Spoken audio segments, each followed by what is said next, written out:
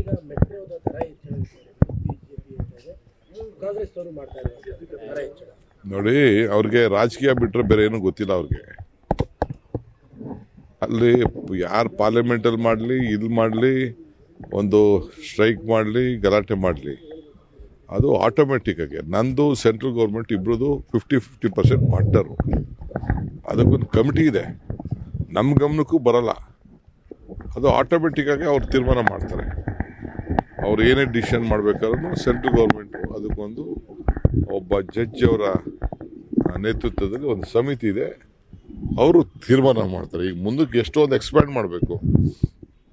ಈಗ double decker ಮಾಡಬೇಕು, 70-80 kilometre ಅಂತ ತೀರ್ಮಾನ ಮಾಡಿದ್ದೀವಿ. ಡಬಲ್ ಡಕ್ಕರ್ ಅಂದರೆ ಒಂದು ಫ್ಲೈಓವರು ಪ್ಲಸ್ ಮೆಟ್ರೋ ಎಲ್ಲ ಮಾಡಬೇಕು. ಅದಕ್ಕೆ ನಾವು ಕಾರ್ಪೊರೇಷನಿಂದ 50% ದುಡ್ಡು ಕೊಡ್ತೀನಿ ಅಂತ ಒಪ್ಕೊಂಡಿದ್ದೀನಿ. ಏಕೆಂದರೆ ನಾವು ರೋಡ್ನ ವೈಡ್ನಿಂಗ್ ಮಾಡಬೇಕಾದ್ರೆ ಪ್ರೈವೇಟ್ ಪ್ರಾಪರ್ಟಿನ ಪರ್ಚೇಸ್ ಮಾಡಿದ್ರೆ ಅದು ಜಾಸ್ತಿ ಕಾಸ್ಟ್ಲಿ ಆಗ್ತದೆ, ಹೊಡೆದಾಕೋಕ್ಕಾಗಲ್ಲ. ಸಾರ್ವಜನಿಕರ ಆಸ್ತಿನ ಉಳಿಸ್ಬೇಕು ಅನ್ನೋ ದೃಷ್ಟಿಯಿಂದ ಹಿಂದೆ ನಮ್ಮಲ್ಲಿ ಪ್ಲಾನ್ ಆದಾಗ ಸ್ವಲ್ಪ ಅದನ್ನು ಯೋಚನೆ ಮಾಡ್ಬೋದಾಯಿತು. ಒಂದು ಟ್ರಯಲ್ ರಾಗಿಗುಂಡು ತಾವು ಮಾಡ್ದೋ, ಅದು ನಾನು ಹೋಗಿ ನಾಗ್ಪುರಲ್ಲಿ ಹೋಗಿ ನೋಡ್ಕೊಂಡು ಬಂದೆ. ಸೊ ಅವಶ್ಯಕ ಅದೇನು ನಾವೇನು ಮಾಡೋಕ್ಕಾಗಲ್ಲ. ಈಗ ನೀರಿಂದು ಅಷ್ಟೇ, 14 ವರ್ಷದಿಂದ ನಾವು 11 ವರ್ಷ ಆಯಿತು, ₹1 ಮಾಡಿಲ್ಲ. ಈಗೆಲ್ಲ 1 ಪೈಸೆನೋ ರೈಸ್ ಮಾಡಬೇಕು ಅಂತ ಹೇಳಿ ಒಂದು ಪ್ರಸ್ತಾವನೆಯನ್ನು ನನ್ನ ಆಫೀಸ್ಗೆ ಬಂದಿದೆ. ನಾನು ಸದ್ಯದಲ್ಲೇ ತೀರ್ಮಾನ ಮಾಡ್ತೀನಿ.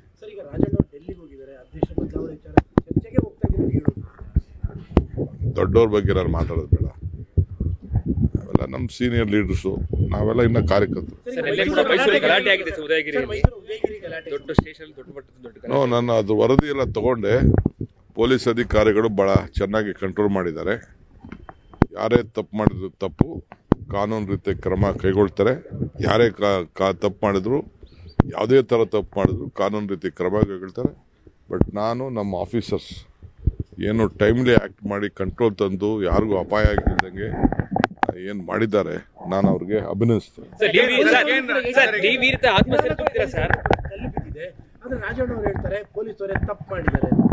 ಯಾವ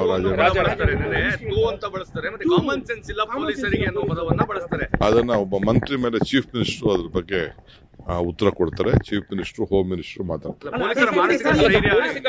ಐ ಆಮ್ ಟೆಲಿಂಗ್ ಯು ನಮ್ಮ ರಾಜ್ಯದ ಈ ಮೈಸೂರು ಘಟನೆ ವಿಚಾರದಲ್ಲಿ ಪೊಲೀಸ್ ಅವರು ಒಳ್ಳೆ ಕೆಲಸ ಮಾಡಿದ್ದಾರೆ. ನನಗೆ ಯಾರೇನು ಬಳಸಿದಾರೋ ಗೊತ್ತಿಲ್ಲ. ನನಗೆ ಬಂದ ಮಾಹಿತಿ ಪ್ರಕಾರ ಮಾಧ್ಯಮದವ್ರ ಹತ್ರ ನಾನು ತಿಳ್ಕೊಂಡಿದ್ದೇನೆ. ನಾನು ಆಫೀಸರ್ಸನ್ನು ಚರ್ಚೆ ಮಾಡಿದ್ದೇನೆ, ಸಾರ್ವಜನಿಕರಿಗೂ ಚರ್ಚೆ ಮಾಡಿದ್ದೇನೆ. ಆಮೇಲೆ ನಾನು ಕೆಲವು ಮುಸಲ್ಮಾನ್ ಇವರು ಏನು ಲೀಡರ್ಸ್ ಏನಿದ್ದಾರೆ ಪಾಪ ಅವರೆಲ್ಲ ಬಂದು ಭಾಳ ಜನ ಕಂಟ್ರೋಲ್ ಮಾಡಿದ್ದಾರೆ. ಎಲ್ಲ ಚಿಕ್ಕ ಹುಡುಗರಂತೆ. ಆ ವಿಡಿಯೋನು ನಾನು ನೋಡಿದ್ದೇನೆ. ಚಿಕ್ಕ ಹುಡುಗರು 14, 15, 17, 18 ವರ್ಷದ ಹುಡುಗರು ಪಾಪ ಅವರೆಲ್ಲ ಬಂದು, ಹಿರಿಯರೆಲ್ಲ ಬಂದು ತಡೆದು ಮಾಡಿ ಬುದ್ಧಿವಾದ ಹೇಳಿ ಅವ್ರಿಗೂ ಏಟು ಬಿದ್ದಿದೆ. ನಮ್ಮ ಪೊಲೀಸ್ ಪುತ್ತರಾಜಿಗೆ ನೋಡಿದೆ, ಅವ್ರ ಕಾಲಿಗೂ ಏಟಾಗಿದೆ. ತೆಗ್ದು ನೋಡಿದೆ. ಕೆಲವ್ರಿಗೆಲ್ಲ ಇವ್ರಿಗೆ ಪ್ರೊಟೆಕ್ಷನ್ ಇತ್ತು, ಪಾಪ ಅವ್ರು ಯಾರಿಗೂ ಪ್ರೊಟೆಕ್ಷನ್ ಇರಲಿಲ್ಲ. ಬೇರೆ ನಮ್ಮ ಸಾರ್ವಜನಿಕರಿಗೆ ಏನಿರಲಿಲ್ಲ. ಲೀಡರ್ಸ್ಗೆ ಎಲ್ಲ ಧರ್ಮದ ಮುಖಂಡರುಗಳು ಬಹಳ ಪ್ರಯತ್ನ ಪಟ್ಟಿದ್ದಾರೆ.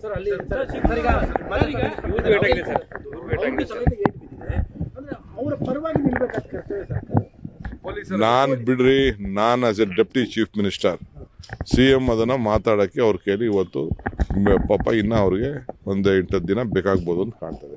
ಅವ್ರ ಒಂದಿನ ಮಾತಾಡ್ತಾರೆ. ನಾನು ಇಲ್ಲೇ ಬಂದು ಇದೇ ಭೂಮಿಲಿ ಮಾತಾಡ್ತಾ ಇದ್ದೀನಲ್ಲ, ನನ್ಕಿನ್ನ ಅಥಾರಿಟಿ ಯಾರು ಬೇಕು? I am there.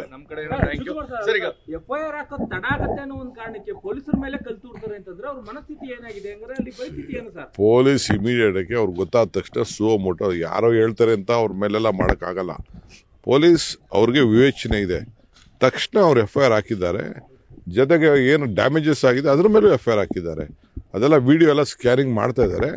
ಎಲ್ಲರ ಮೇಲೂ ಕ್ರಮ ಈ ಬಾರಿ ಇದೇ ರೀತಿಯಾದ ಹೇಳಿಕೆ ಕೊಡ್ತಾ ಇದ್ದಾರೆ ಸರ್ಕಾರದ ಹೇಳಿಕೆ ಕೊಡ್ತಾ ಇದ್ದಾರೆ ಸರ್. ಯಾರೇ ನಾಯಕರು ಈಗ ನಾನು ಅದ್ರ ಬಗ್ಗೆ ಮಾತಾಡಕ್ ಹೋಗಲ್ಲ, ಚೀಫ್ ಮಿನಿಸ್ಟರ್ ಮಾತಾಡ್ತಾರೆ. ಭದ್ರಾವತಿದು ಒಂದು ಇನ್ಸಿಡೆಂಟ್ ಆಗಿದೆ. ನ್ಯೂಸ್ ಫಸ್ಟ್ ನಿರ್ಭೀತಿಯಿಂದ ನಿಮ್ಮ ಪರವಾಗಿ.